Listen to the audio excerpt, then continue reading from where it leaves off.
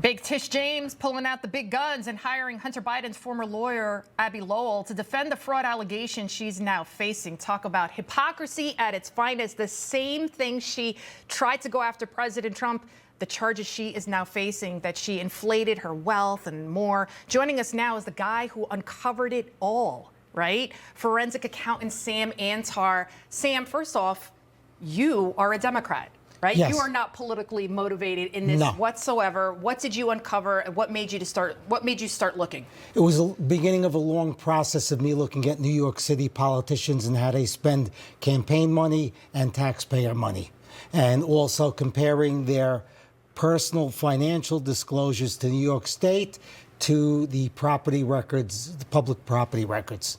What did you uncover? Okay, with Tish James, there was a few things that were uncovered. First, each one of her financial disclosures to New York State was false. She omitted mortgages from her disclosures, and she even omitted a property from her disclosures. The second thing I learned is that she has mortgages listed on her financial disclosures that do not appear in the property records. It's strange. Third thing I learned is that on one property in Virginia, she has about $510,000 in mortgages, but she lists the valuation of only $100,000 to $150,000. Her words, not mine. Another thing that I learned was that Tish James has a property in Brooklyn that she lists as 4 units, but it's 5 units under the certificate of occupancy. Yesterday, I visited the property with another researcher, Joel Gilbert.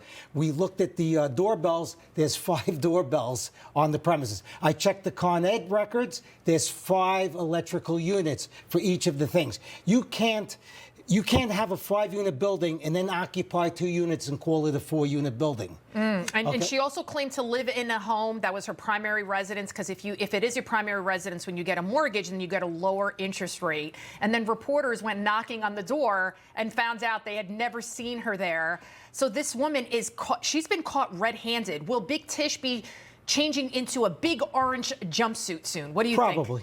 Probably, and she deserves it because, when I saw the lawyer's response, Abby Lowell, I mean, I couldn't have dreamed of a more incompetent response that he made in reference to the DOJ, to the referral to the DOJ. Yeah. Okay.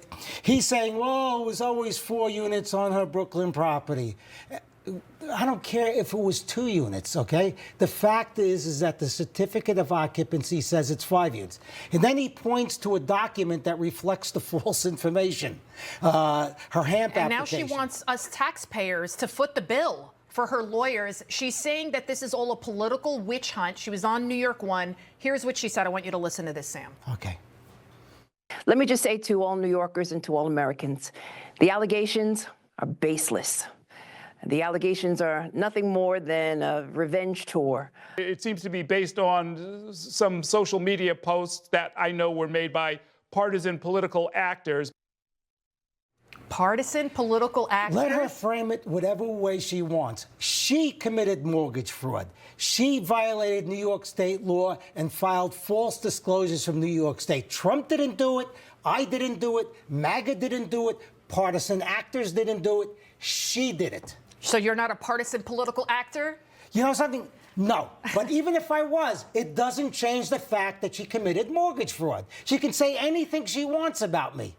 She really can. You released more documents this week. What did you find? Well, there's quite a few. First of all, there were some complaints made about the units in her building. And it seems like those complaints overlap the units that she claims to occupy. So is she really there? Or who's filing these complaints to the Department of Buildings over peeling paint? Or is there sublets, illegal sublets? I don't know. But these are the things that every time we dig, every time we think we reach the bottom of it, we find a new bottom. It's like you're peeling an onion back. She claimed a Brooklyn apartment was a 4-unit property. We talked about that. Official records say it's a 5-unit. She enabled her to then save tens of thousands of dollars. Right. So at the end of the day, this is all about her saving money, making money. Exactly. Every single financial disclosure that contained false information, she benefited from financially.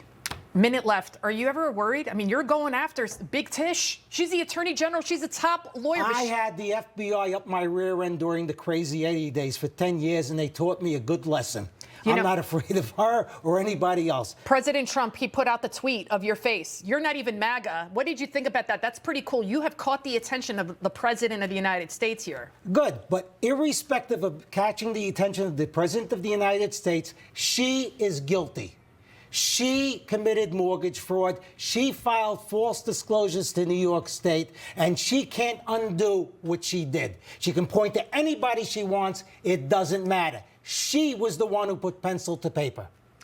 Sam Antar, go after Governor Hochul next. I want to see what you find out there. Private jets. Oh. Like AOC. Oh, AOC, that's a good one, too. All right.